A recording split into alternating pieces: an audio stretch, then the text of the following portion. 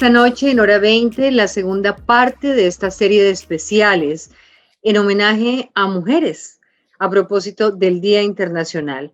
Hoy estaremos hablando de la mujer en sociedad, de los roles, de los avances, de los retrocesos.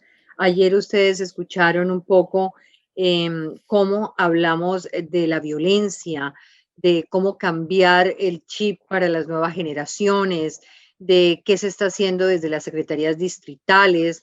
Pues hoy queremos mirar un poco la realidad laboral, las brechas que ha dejado la pandemia que se han ido ampliando. Así que bienvenidos. Sandra Borda, politóloga, profesora, creadora del podcast Buceando en el Naufragio. Gracias por estar con nosotros y buenas noches. Hola Diana, muy buenas noches. Un saludo para usted, para las compañeras de panel y para la audiencia.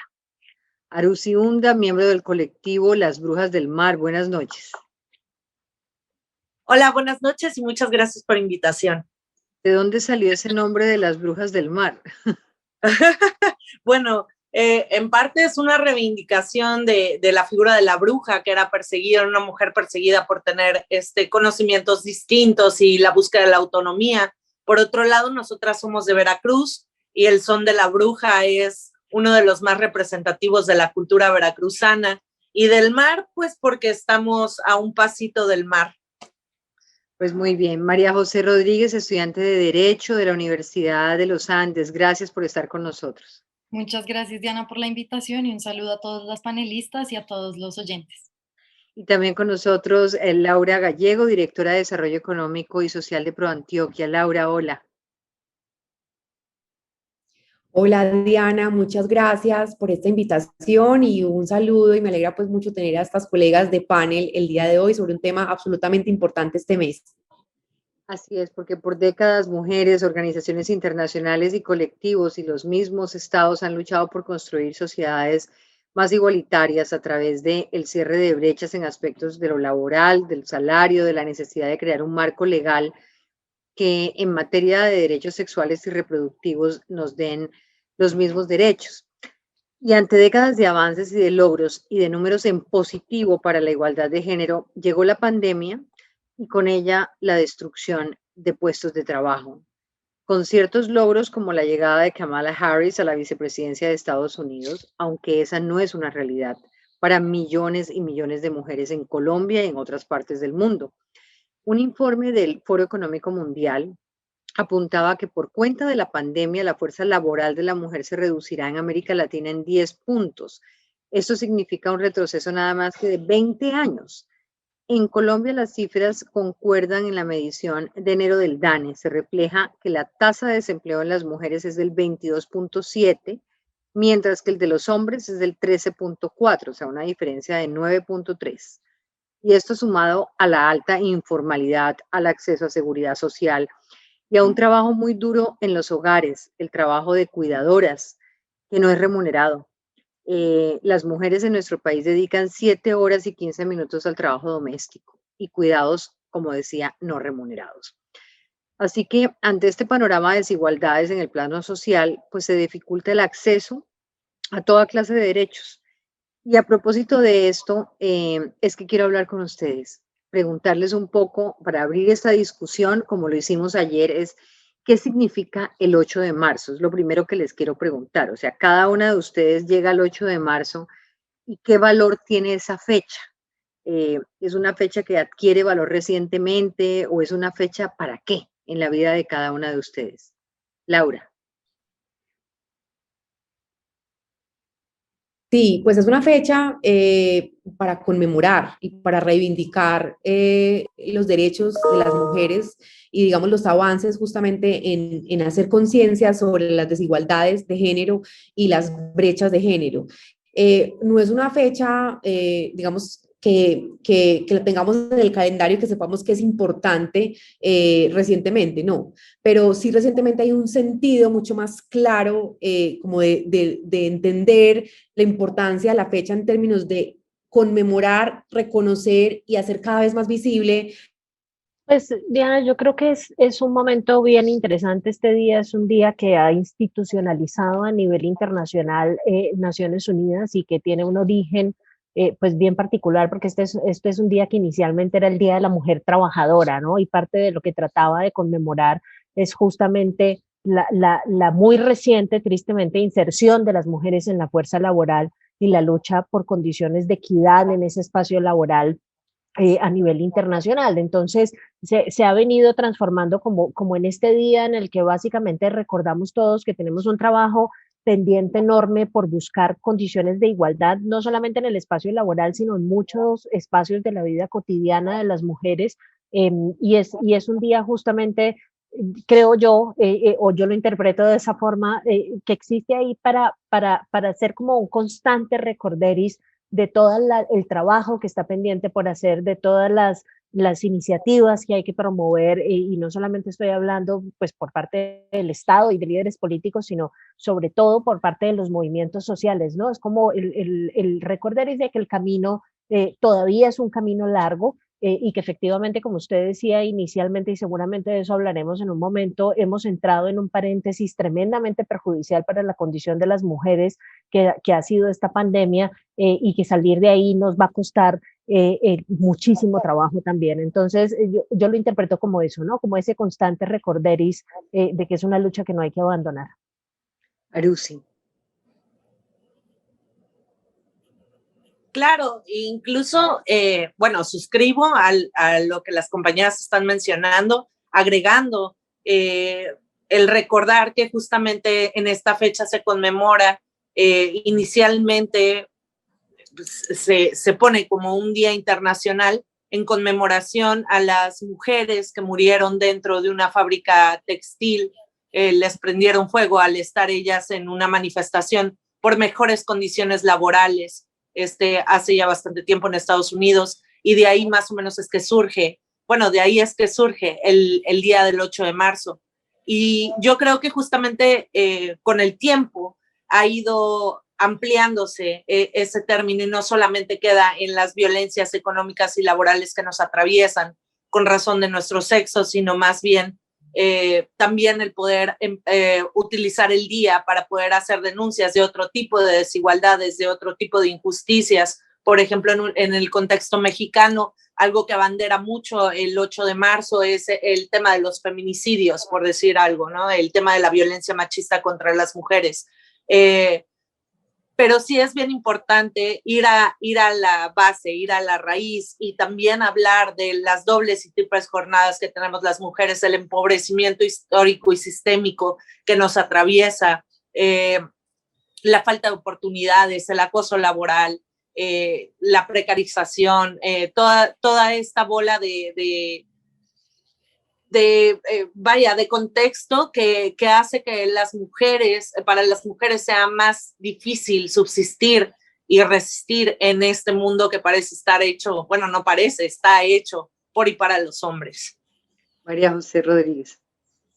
Bueno, pues yo creo que este día, pues me uno a lo que han dicho mis compañeras de panel, pero creo que también es un día completamente fundamental para entender que hay primero que agradecer por todas las mujeres que han venido antes y nos han permitido estar donde estamos. Creo que también es un día de conmemorarlas a ellas, pero también es un día para seguir reivindicando muchos derechos que todavía siguen en lucha y que todavía tenemos que trabajar mucho para pues poderlos seguir construyendo. De hecho, hay varias teorías frente a la conmemoración del 8 de marzo. Una de ellas es la que comentaba Arusi, frente al incendio de la fábrica, pero recuerdo que también leí alguna vez que había otra versión de una manifestación masiva que hicieron las mujeres rusas en 1917, cuando se tomaron las calles de la ciudad de Petrógrado, si no me equivoco, y digamos que de alguna manera también fue el 8 de marzo, y es una conmemoración a la lucha, y yo creo que eso es fundamental, y digamos como estudiante también lo veo desde ese punto de vista, y es una conmemoración y una reivindicación constante a la lucha que hemos emprendido las mujeres para reivindicar nuestros derechos y para alcanzarlos. María José, usted quizás es de las más jóvenes, está estudiando, bueno, Sandra es profesora universitaria, pero a mí me gustaría preguntarle como a cada una, ¿cómo se da ese entorno en el que ustedes se mueven, ejerciendo el papel de la mujer de manera activa? ¿Cómo sienten pues habitar cuerpo de mujer en un mundo de hombres? Em, yo puedo empezar y esto es un poco doloroso, pero bueno, hagamos el ejercicio. Hagámoslo. Digamos, parte de lo que a mí me sorprende muchísimo es que yo entré al trabajo en la academia muy convencida de que la academia era como esta suerte de oasis libre de problemas de género, ¿no? Se suponía que el mundo de las ideas era un mundo donde circulaba, digamos, libremente las ideas relacionadas con el género, en fin, y la igualdad, el discurso de los derechos, como dice María José. Y pues no, digamos, yo creo que no es fácil encontrarse esos oasis libres de sesgos y de discriminaciones motivadas por razones de género, aunque ciertamente hay que decir que en la academia probablemente adquieren dimensiones y magnitudes distintas a las que adquieren en otros espacios. Pero sí, formas las hay, ¿no? Es un mundo... Es un mundo donde la entrada de las mujeres ha sido tremendamente reciente. Yo particularmente trabajo en una disciplina como la ciencia política y las relaciones internacionales, que por mucho tiempo ha sido unas disciplinas como tradicionalmente concebidas como muy masculinas, donde las reglas del juego académico las han fijado en una muy buena parte de los hombres y las mujeres estamos apenas en espacio, en el ejercicio de abrirnos espacio. Y la enseñanza misma también está atravesada por un montón de sesgos de género. El Chronicle of Higher Education en Estados Unidos ha documentado una y mil veces cómo, por ejemplo, cuando los estudiantes en un salón de clase llenan las evaluaciones del profesor, claramente hay un sesgo de género funcionando y siempre son mucho más duros a la hora de evaluar a las mujeres que a la hora de evaluar a los hombres. El clásico ejemplo que siempre pone el Chronicle es fascinante porque dice un hombre llega a un salón de clase y si regaña a un estudiante se asume que eso es un rol masculino, pues tiene que regañar y enseñar y eso es perfectamente normal. A una mujer se la enjuicia mucho más duro por ser eso, porque la mujer debe ser maternal, debe enseñar a las buenas, debe llevar a la gente de la mano y cuando adopta un tono duro entonces se nota como una cosa totalmente fuera de lugar. Entonces hay un montón como de roles preasignados que ha sido supremamente difícil de transformar y de desafiar y creo que parte de lo que significa la transformación cultural que necesitamos llevar a cabo para vivir en un mundo que sea igual con todos, digamos, pasa por ese tipo de cosas, pasa por la necesidad de que nos demos cuenta que esos sesgos existen, que ya el primer ejercicio más difícil es admitir que están ahí, eso todavía cuesta mucho, y empezar a diseñar formas entonces para tratar de hacernos conscientes de que están ahí y trabajar por erradicarlos. Ahora vamos con esa parte de qué hacer, porque entre más hablamos de esto y más conciencia hay, vemos que al mismo tiempo aumentan los feminicidios, con lo cual habría algo que no se está haciendo bien o que no estamos realmente encontrando la raíz para evitarlo. Anoche decían las otras mujeres con las que hablábamos que era muy importante involucrar en estas conversaciones a los hombres, no hacer estos paneles solo de mujeres, sino a los hombres, para que los hombres hicieran parte de esta conversación. ¿Cómo es en su mundo, María José?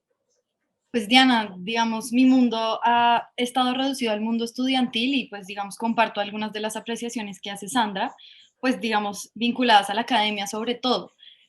A mí me ha sorprendido mucho que desde la visión del estudiante también hay unos roles de género muy marcados y muy exactos en las clases y sobre todo en las clases que llevan profesores hombres.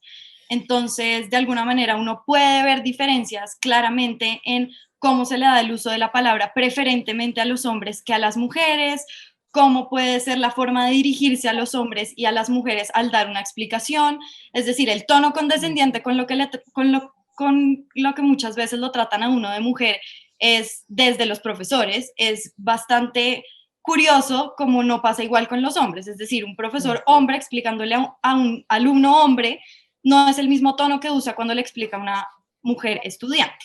Y digamos eso es increíble que pasa en universidades de un nivel donde se esperaría que todo ese discurso que hace parte incluso de la cátedra, en la práctica no funciona. De acuerdo, y yo creo que, digamos, por lo menos en mi universidad, que pues es también donde trabaja Sandra, en los Andes, creo que los estudiantes hemos hecho un esfuerzo y pues las estudiantes sobre todo hemos hecho un esfuerzo por abrirnos espacios al interior de la universidad y existen iniciativas como PACA, que se llama Pares para Acompañamiento del Acoso y No es Normal, que lo que tratan es de visibilizar de alguna manera todas estas prácticas que no son normales, en las que son pequeñas conductas de las personas que lo que hacen es normalizar cada vez más estos estereotipos de género y estos roles de género asignados que no nos dejan a las mujeres de alguna manera poder tener puestos de liderazgo, poder ser consideradas una profesora o una monitora en igualdad de condiciones a los hombres. Y creo que estos espacios que los estudiantes y las estudiantes nos hemos abierto en por lo menos esta universidad han sido fundamentales para lograr desnormalizar muchas cosas que en el día a día la gente cree que no son graves, pero en realidad terminan siendo la base para construir una sociedad discriminatoria en contra de la mujer y de alguna manera que termina fomentando muchas violencias en contra de nosotras. Laura.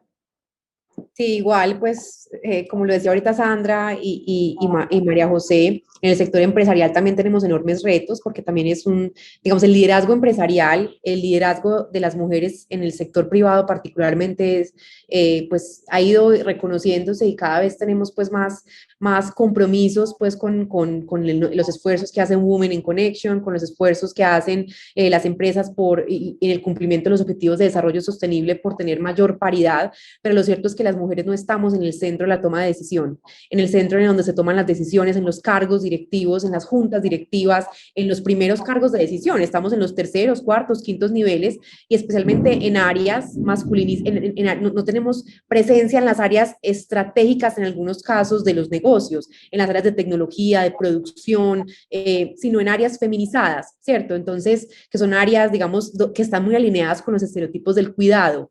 Y yo creo que tenemos un reto en reconocerlo y cada vez tenemos un sector empresarial más abierto a medirse, a entender los retos de la equidad, a hablar de techos de cristal, a, por ejemplo, entender que tienen que ser entornos propicios para empoderar y para crear capacidad de agencia de las mujeres también en el sector empresarial. Pero lo cierto es que este es un sector, digamos, el sector privado es un sector complejo, muy masculino, y donde las mujeres nos tenemos que abrir un espacio particular de crear una voz propia y de tratar de no emular el liderazgo masculino para justamente llegar a esos lugares de toma de decisión.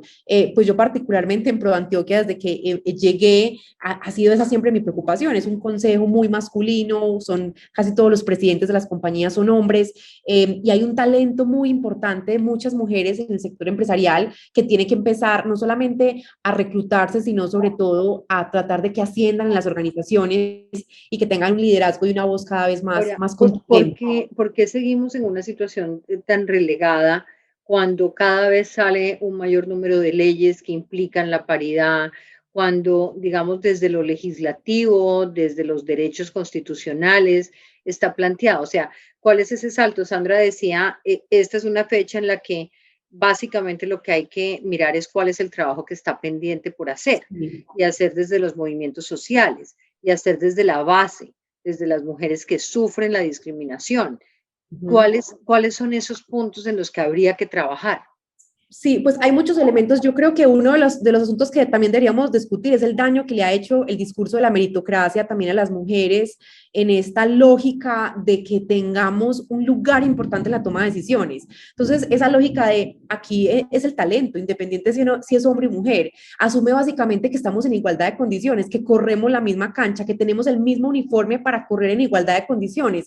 Y lo que hay que reconocer, y por eso es importante el 8 de marzo, es que no es así, es que corremos con una cancha desbalanceada. Nosotros nos encargamos del cuidado de los hijos, tenemos que constantemente pensar en equilibrar vida laboral, vida personal y hacer conciencia de eso y normalizar esos hábitos que también tenemos muy instaladas las mujeres y que los hombres también han, digamos, promovido es parte del reto que tenemos en las organizaciones y en todos los ámbitos de la vida en la que la mujer quiere tener igualdad de derechos y acceder a esos derechos de manera material. Tú me dices, pues, ¿dónde hay que avanzar? En romper estereotipos, en que no hay colores, no hay roles, no hay decisiones donde la mujer no pueda estar, no hay sectores masculinos y femeninos, que las mujeres, por ejemplo, no nos autoseleccionemos en ciertos sectores porque inmediatamente estamos pensando consciente o inconscientemente en el cuidado. Pues yo creo que son retos muy, muy, muy importantes, pero yo creo que uno de los que a mí más me resuena es esa idea de la meritocracia y el miedo que nos da en tener acciones afirmativas, porque nos da susto reconocer que las mujeres no han estado en condiciones de igualdad. Y eso en el sector empresarial particularmente es un desafío permanente. Vamos a tener acciones afirmativas porque además las mujeres somos el 55% de las graduadas de educación superior y de educación superior. O sea, bien estamos en términos de cualificación técnica para trabajar y competir en cualquier ámbito profesional. El punto es, bueno, cómo lograr y romper esas barreras que también nos encontramos en el mercado laboral y que impiden nuestra autonomía económica y nuestro liderazgo, además del cuidado, que será otro tema que seguramente conversaremos ahorita. Para todas, Arusi, ¿cómo se ve la realidad en México, digamos? ¿En qué han acertado? ¿Qué ha permitido avanzar y qué no? La situación acá es que la paridad es una simulación. Las mujeres no somos una cuota, somos la media de la humanidad. Entonces, si están poniendo a mujeres para cubrir cuotas, realmente no se está llegando al punto que es evidentemente el que las mujeres tengan una participación orgánica, donde se reconozca la trayectoria, el trabajo, las capacidades, los estudios. Y en general, las mujeres a las que les dan estos tipos de puestos de cuota es porque están puestas por un hombre y responden al hombre que las pone en esa cuota. Entonces, por eso es que a mi percepción es una simulación y realmente no abona en una equidad real. Porque incluso dentro de esos mismos puestos hay limitaciones. Por ejemplo, aquí en México estamos en un gobierno con la mayor paridad en la historia. Sin embargo, estamos viendo en este momento que esas mismas mujeres o están coartadas por temas políticos o lo que sea, para poder preservar ese puesto de tener que guardar silencio. A las que no guardan silencio, pues se les destituye o se les pone en otro lado o se les ignora de plano. Entonces, realmente el tema de, por ejemplo, ellas poder hacer políticas públicas, poder hacer lo que ellas desean hacer, se ve bastante complicado en comparativa a los hombres que están en el partido, por decir algo, ¿no? Mi caso es de los pocos, ¿no?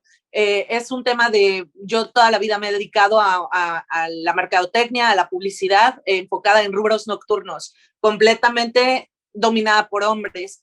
También me llegó mucho justamente lo que estaba diciendo la compañera de cómo masculinizamos el liderazgo, ¿no? Porque incluso hasta en el mismo aspecto, y hay unos estudios maravillosos acerca de eso, de cómo las mujeres líderes, incluso en su apariencia física, empiezan a masculinizarse. Por ejemplo, las mujeres que están en la política, que traen cabello corto, por ejemplo, una Hillary Clinton, traje, rara vez se les ve de vestido de falda, rara vez traen cabello largo, maquillaje muy sutil, cosas por el estilo, para poder ser tomadas un poco más en serio, ¿no? Y poder hacer mímica justamente este lenguaje masculino para no ser leída completamente como una mujer y por tanto como una opinión inferior. Un poco retomando lo que decía Arusi, María José, ¿sí estamos nosotros haciendo masculinos nuestros propios liderazgos? ¿Usted lo ve así? Sí, yo creo que sí, Diana. Yo creo que de alguna manera la tendencia de lo que uno ve, y no solo en temas empresariales, sino en la academia también, es muy impresionante cómo uno puede ver que, y refiriéndome a lo que decía Sandra al principio, la profesora tiene que ser maternal, ¿no? Y la profesora tiene que ser la querida, tiene que ser la chévere, no tiene que exigir tanto. Y yo creo que esta masculinización de nuestros puestos de liderazgo y de alguna manera de la vida y de los espacios donde las mujeres queremos estar, es evidente que hace parte de unos estereotipos y unos roles de género muy asignados de lo que se ha dicho, de donde tenemos que estar nosotras y donde se supone que tienen que estar los hombres. Y yo creo que eso es fundamental y creo que en la pandemia también se ha visto en una forma impresionante y creo que aún más evidente, preocupante también, y es el tema de que la desigualdad al interior del hogar, y yo creo que también todo empieza ahí, es la desigualdad en la distribución de roles al interior del hogar, y es algo que uno tiene que comenzar a trabajar desde ahí. De hecho, un estudio de London School of Economics muestra cómo los hombres en la pandemia trabajan más en las bibliotecas, en los despachos de los apartamentos, y las mujeres quedan relegadas a otros espacios para trabajar como la cocina, el mesón de la cocina, el comedor, y yo creo que eso es muy diciente. Ese estudio es claramente diciente de los espacios que tiene la mujer, incluso al interior del hogar, para poder llevar a cabo su profesión. Y pues porque además incluyámosle a eso que las mujeres en la pandemia se les ha incrementado todo el tema del cuidado, entonces la división del trabajo y de la vida personal no ha podido estar ahí, y creo que eso es completamente diciente de los estereotipos de género y los roles de género que tenemos que comenzar a deconstruir al interior, de hecho, desde nuestros hogares. Y esto viene desde la casa y desde una deconstrucción y una enseñanza completa desde adentro hacia afuera, pero también teniendo en cuenta y apoyando las movilizaciones que se están dando desde afuera, porque sin eso tampoco hubiéramos podido lograr lo que tenemos hoy. Y por eso es que en gran parte yo creo que las luchas feministas tienen este lema de volver público lo privado y de volver político lo privado y lo que pasa en la casa. También se trata de esto, ¿no? De sacar y demostrar qué es lo que está pasando afuera, porque es que lo que pasa al interior de los hogares es completamente fundamental para las violencias y para la discriminación que vive la mujer afuera. Pues ahí ya está dando uno de los pasos, digamos, uno, y es que me acuerdo de Juan Carlos Flores hace algunos días que decía que los hombres llevan más o menos 4.000 años de representación política y la mujer no lleva ni un siglo en el poder, y colocaba ejemplos como el de Angela Merkel en Alemania, y su figura de género, pero también hablaba de otras figuras femeninas, pero un poco más machistas. Él mencionaba a Golda Meir en Israel. En fin, digamos que ahí ya tenemos un diagnóstico bien importante de cómo nosotras mismas, de alguna manera, para abrirnos ese camino, podemos de alguna manera masculinizar esos liderazgos. Lo otro es cómo volver público lo privado. Eso me parece bien interesante y cómo arranca desde la familia. Pero cuando veo, digamos que cada vez más hay una denuncia de acoso en estos días, como en Nueva York con acoso, cuando tuvimos todo el episodio de los cineastas, o sea, cada vez más hay una visibilidad de todas estas prácticas machistas frente a la mujer. Y con todo y eso, cada vez más las cifras se abren, ¿no? Se abren en la brecha de desigualdad, pero se aumentan en feminicidios. ¿Cómo se lo explican? Que el discurso aumente, que la denuncia aumente, pero que al mismo tiempo no podamos controlar los hechos. Yo diría, Diana, que digamos, a pesar de que las denuncias y el aumento de las denuncias le pueden sonar a uno como una mala noticia, yo creo que son una buena noticia, porque creo que lo que están haciendo es sacar a flote y visibilizar prácticas que por mucho tiempo no fueron denunciadas porque eran consideradas normales. ¿Sí?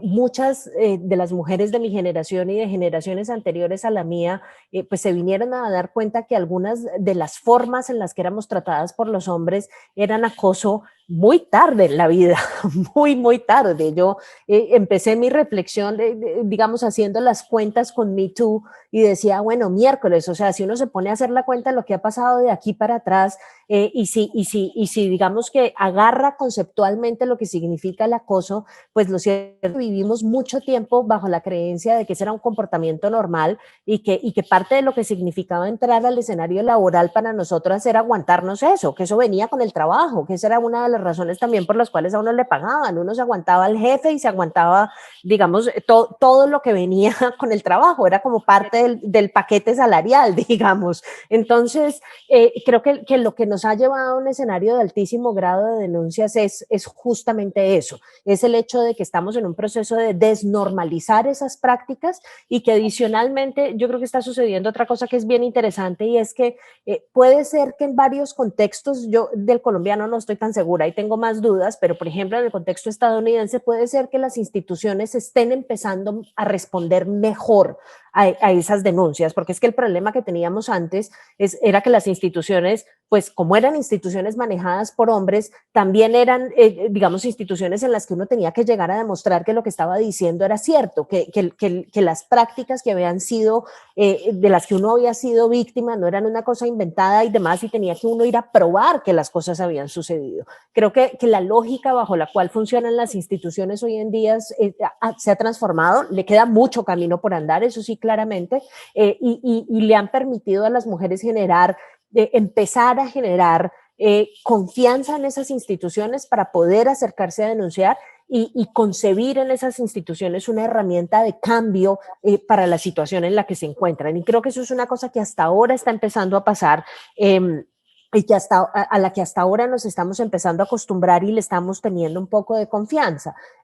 Parte de lo que ha sucedido, y esto en términos más culturales, que también creo que es una ventaja, es que hoy yo recuerdo muchísimo, ahora que mencionaba usted a Angela Merkel, recuerdo muchísimo una reunión de estas mujeres superpoderosas, estaba ella, estaba la mujer del Fondo Monetario Internacional, la Christine Lagarde, estaba, bueno, no sé quiénes más, y entonces a alguien se les ocurrió hacerle la pregunta, de todas las que están ahí sentadas, levante la mano las que se conciban a sí mismas como feministas. Y Angela Merkel no quiso levantar la mano y dijo, no, yo no soy feminista. ¿Sí? Pertenecen todavía a una generación a la que la lucha por los derechos y por la igualdad es vergonzante, ¿no? Es como, no, a mí no me vayan a decir que yo llegué donde estoy porque era mujer y porque fui ayudada por esos sistemas de los que hablaba Laura en un instante, que me ayudaron a llegar acá porque nos tienen lástima las mujeres. No, yo me la peleé y me la guerrié y llegué aquí sola, entonces no me vengan a decir ahora que yo soy resultado de la lucha de las feministas, que es en una muy buena parte lo que nos tenía sobadas hace un tiempo. Yo creo que hoy la generación de María José, por ejemplo, es una generación que no tiene ningún problema con admitir esa reivindicación. ¿Sí? Que no la avergüenza, que no le produce, les pueden decir feminazis, les pueden acusar como siempre acusan a las feministas, de estar locas, no sé qué, utilizar todos estos clichés, y son, sin embargo, una generación a la que le parece perfectamente normal el discurso reivindicatorio. Entonces, yo creo que eso es un avance grande. Por supuesto, queda un camino por recorrer enorme, y hay lugares en los que las instituciones no están funcionando del todo bien, y eso contribuye a las formas de violencia más radicales, los feminicidios entre ellas, y contribuye a que no hayamos podido erradicar esa práctica. Pero estamos en camino, digamos, estamos en camino con marchas y contramarchas. Esa mirada de cómo estamos en una primera etapa de decir esto que pasaba no es normal, desnormalizarlo, pero además el ser capaces hoy de reconocernos, me pregunto si alguna de ustedes no se reconoce como feminista hoy, pero ya, vamos a hacer una pausa, ya regresamos.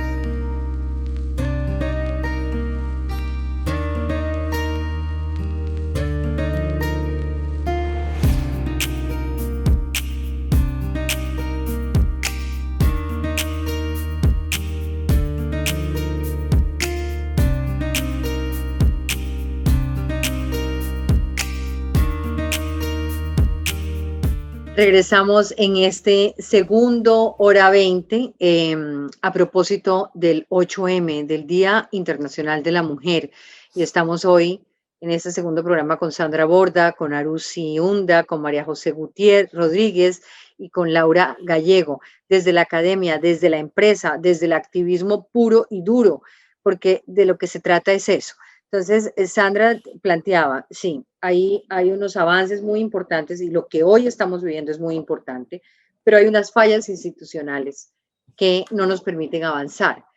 Si nos centramos un poco en esas fallas y pregunto, por ejemplo, y lo pregunto porque Paula Herrera y Natalia Escobar hace pocos escribían en Razón Pública un artículo sobre cómo la igualdad de género en lo laboral y lo salarial pues no es solamente un asunto de dinero, de oportunidades de crecimiento, es que ellas planteaban que este es un tema muchísimo más estructural, que requiere unas reformas muchísimo más estructurales.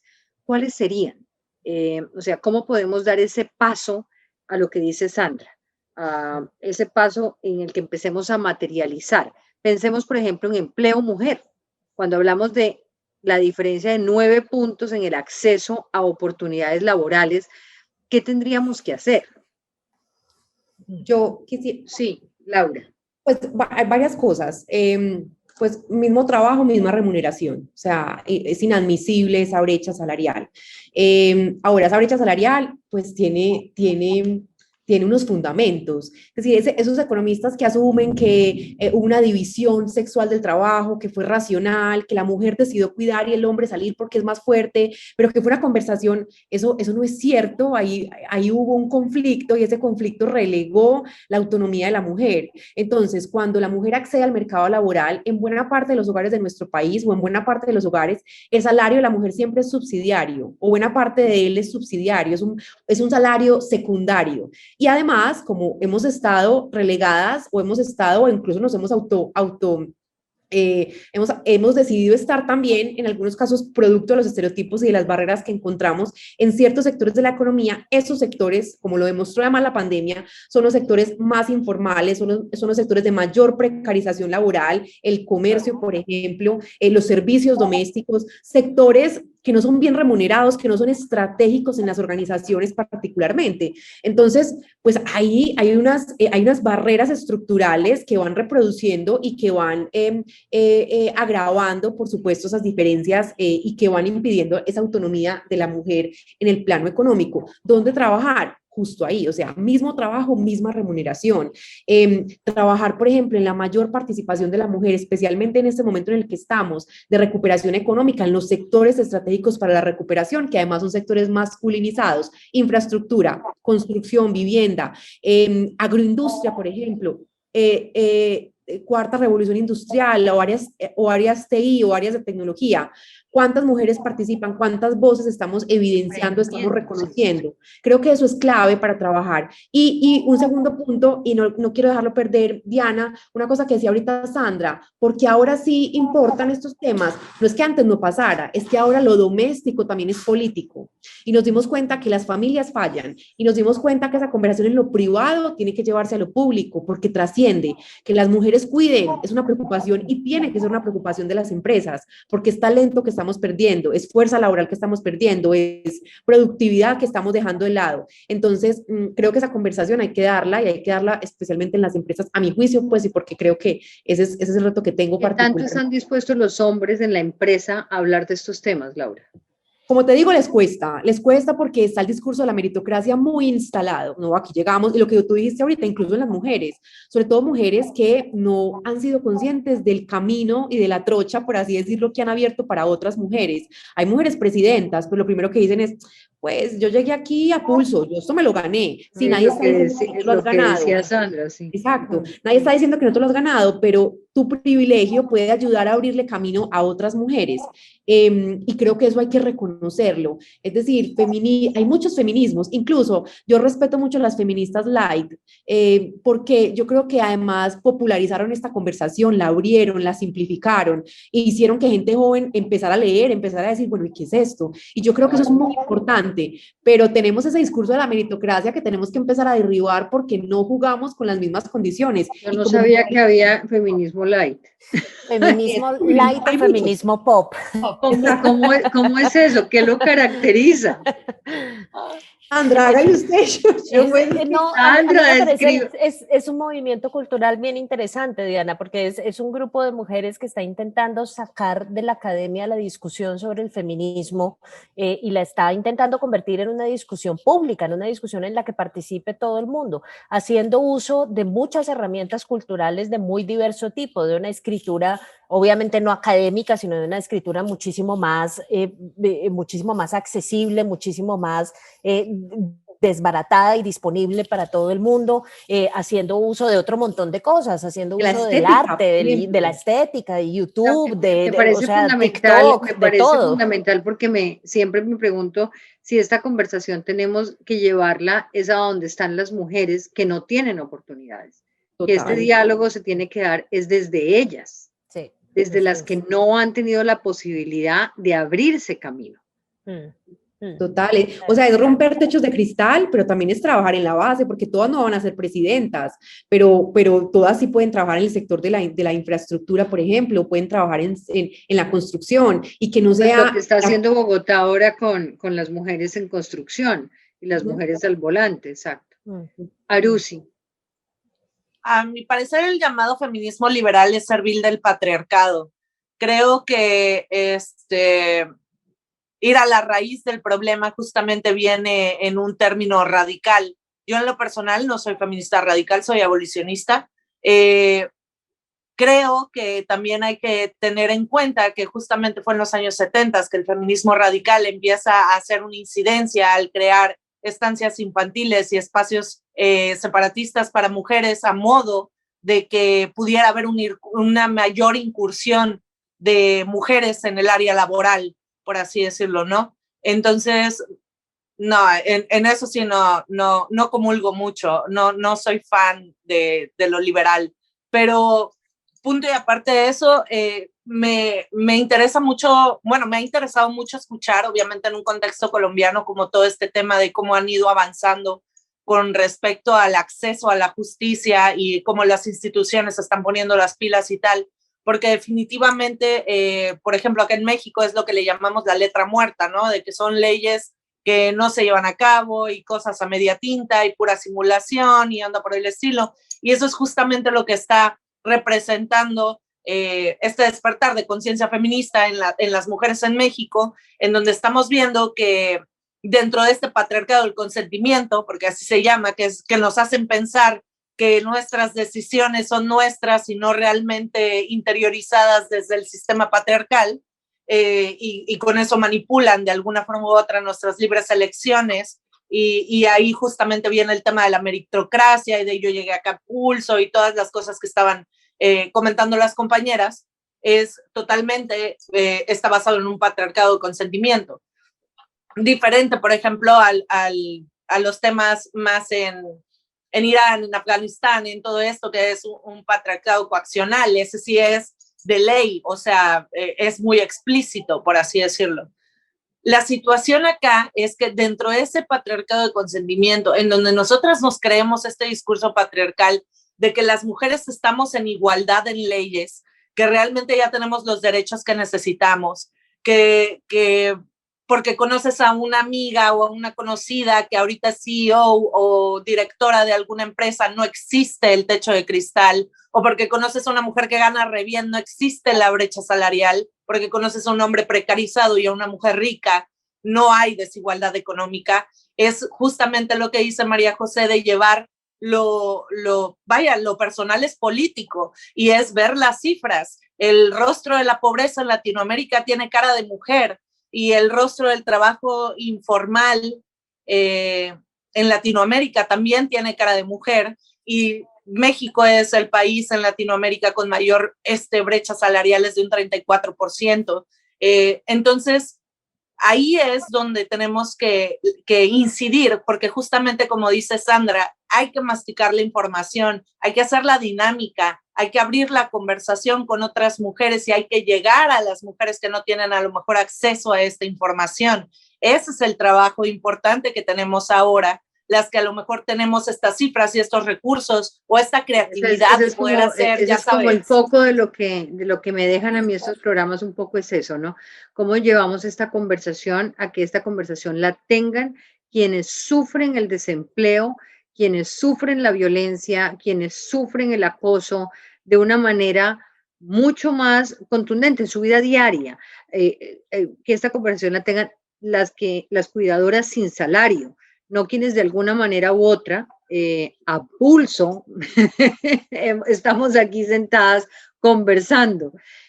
Un poco eso es como la preocupación que tengo, María José. ¿A usted qué se le ocurre para que esta conversación se pueda dar en esos escenarios? A ver, yo al creo menos que... perdón. Tranquila, sí. Yo creo varias cosas. Digamos, yo no estoy de acuerdo con el feminismo pop, y en eso sí difiero de Sandra y Laura un poco.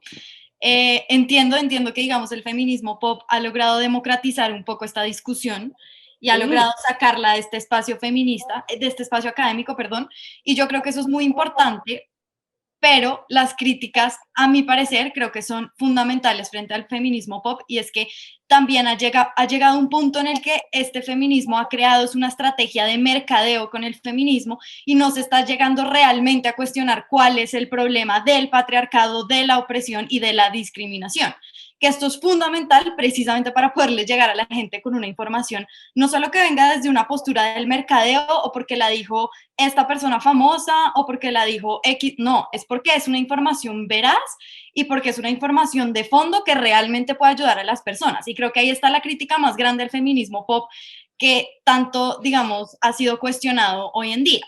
Y por eso, digamos, es que yo me aparto, y no porque crea que la discusión del feminismo tiene que darse desde la academia y tiene que darse desde las grandes posiciones de los políticos o de los grandes sectores de liderazgo, para nada. Esta conversación se tiene que dar de arriba a abajo, comenzando porque no estoy, pues digamos, últimamente ha habido unos fallos de la Corte Constitucional bastante problemáticos en el tema, en temas de libertad de expresión, y otro en el que decidió abiertamente no incluir un lenguaje incluyente en una sentencia que era claramente de género y claramente con una perspectiva de género. Y es curioso cómo nuestras instituciones, y haciendo un poco alusión a la pregunta de por qué hay tantas leyes y esto falla, es porque yo sí creo que hay una contradicción profunda en nuestras instituciones en cómo se está llevando a cabo esta política de género al interior de ellas. Y es que hay muy poca gente capacitada al interior de nuestras instituciones para poder llevar a cabo de verdad una política integral de género que de verdad sea efectiva, que no se quede en el papel, que no se quede en las leyes, que no se quede en una resolución o que no se quede en una sentencia. Esto hay que materializarlo, y eso se materializa con las personas. En la medida en la que las personas no estén capacitadas porque o no les interesa o porque la institución no se ha tomado el trabajo de capacitar a sus trabajadores en esto, eso simplemente se va a quedar en papeles. Y además de quedarse en papel, esto creo que es aún más grave porque lo que terminan haciendo muchas instituciones es revictimizando.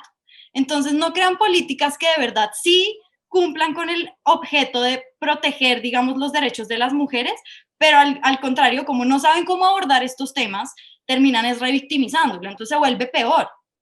Entonces vuelvo al ejemplo de la Corte Constitucional. La Corte empieza una sentencia que es completamente de género.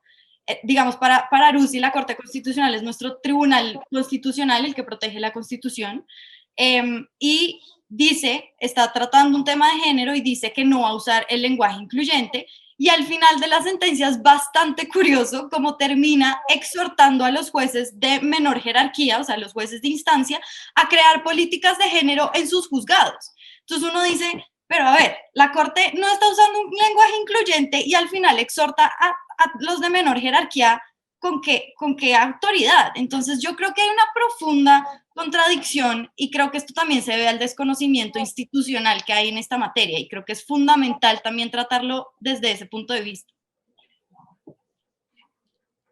Yo te puedo hacer un comentario, María, pequeño. Claro, Laura. No estamos diciendo que el feminismo se reduzca a ese feminismo pop, pero es valioso porque tú no le puedes llegar a todas las mujeres hablándole de la opresión patriarcal. Claro. ¿Sí me hago entender? O sea, sí. Uno tiene que entender que el reto está en esas mujeres que no se educan, que están concentradas en sus hogares, que sufren violencias, y hablarles en un lenguaje que sea sencillo, que sea claro. Usted tiene derechos, usted puede denunciar, usted tiene derecho a estudiar, usted puede trabajar. Usted claro, no pero sin perder el foco. Sin perder el foco. Yo creo que a veces el feminismo pop tiene eso, y es que se vuelve un feminismo de mercadeo. Sí, como, no, y hay muchos ahí es donde yo sí me aparto, digamos, de él, porque no, o sea, estoy completamente convencida de que hay que democratizar esta discusión, y de que precisamente una de las formas de llegarle a las mujeres que realmente necesitan esto es precisamente hablándoles en un lenguaje un poco más fácil, sin asumir, creo yo, que por ser mujeres que no tienen las mismas oportunidades que uno, no entiendan, total, digamos, las circunstancias en las que están. Es decir, uno tampoco... Pero un poco también es reconocer que esto no es un hecho social que se convierte en problema público exclusivamente por los movimientos feministas. Es decir, sí, sin duda, lo impulsaron, crearon esa agenda pública, pero lo cierto es que hoy va más allá de los movimientos feministas y activistas, y hay un montón de mujeres cada vez más conscientes de su autonomía económica, de la toma de decisiones, de la presión que han tenido sobre sus cuerpos, sobre sus derechos sexuales y reproductivos.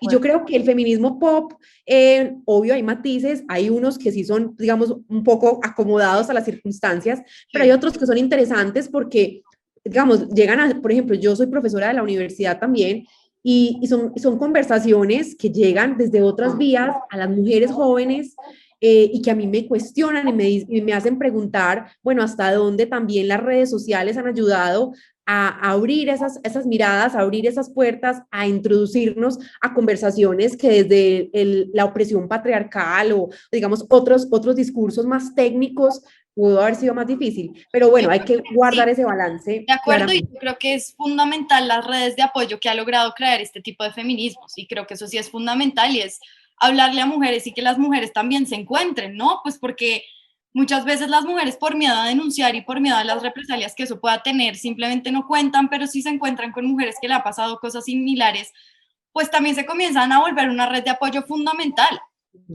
¿Qué referentes en el mundo, para terminar, Isandra, que es internacionalista y conoce de estos temas, nos sirven para mirar y buscar como para seguir? Pues yo personalmente creo, Diana, que los referentes están en la sociedad civil y están en el seno de los movimientos sociales. Yo creo que ese es el sitio en donde se están gestando múltiples formas de tratar de superar las barreras, digamos, en materia de género y de discriminación que estamos observando. Colectivos como el colectivo en el que trabaja Arusi, que se encuentran por todas partes y están haciendo un trabajo absolutamente fantástico. A María José le consta, los colectivos feministas en la Universidad de los Andes son los grandes protagonistas de muchos de los avances que se han hecho en la universidad para reconocer estas violencias de género y para tratar de preparar a la institución para que lidie con ellas y erradique esas prácticas. Si usted se pone a mirar movimientos como Me Too en Estados Unidos y otros movimientos feministas a lo largo y ancho del planeta, esos son los actores en donde se gestan las grandes transformaciones, ¿sí?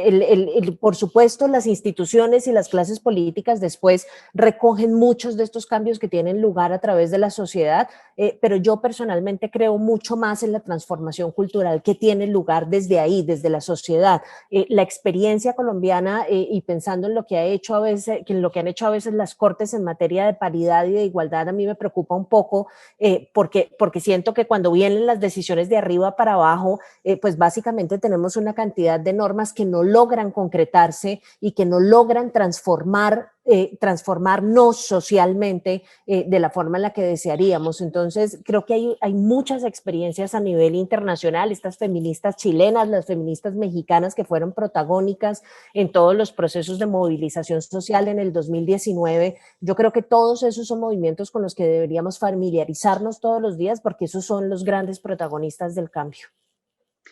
Pues yo les quiero dar las gracias por estar aquí, por este programa, y que continuemos en esto, no solamente el 8 de marzo, sino en adelante, que sigamos llevando esta conversación a un mayor número de personas, de mujeres, de hombres, y como dice María José, democratizar esta conversación.